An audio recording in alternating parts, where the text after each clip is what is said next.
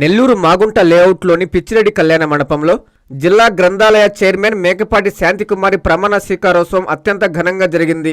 ఈ కార్యక్రమానికి రాష్ట్ర మంత్రులు, ఎమ్మెల్యేలు, ఎమ్మెల్సీలు, చైర్మన్లు, ప్రజాప్రతినిధులు, కూటమి శ్రేణులు, మేకపాటి అభిమానులు, విద్యార్థులు పెద్ద సంఖ్యలో తరలివచ్చారు.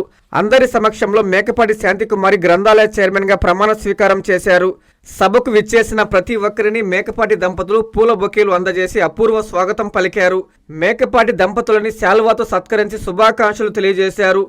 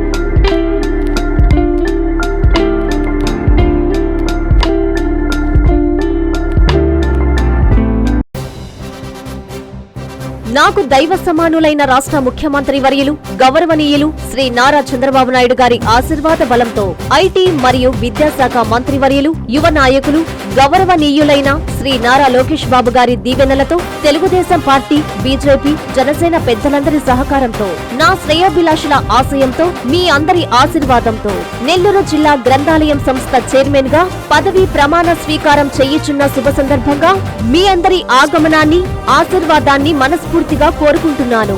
ఫిబ్రవరి 1వ తేదీ ఆదివారం ఉదయం 10 గంటలకు సిపిఆర్ కళ్యాణ మండపం, అన్నమయ్య సర్కిల్ దగ్గర, నెల్లూరు.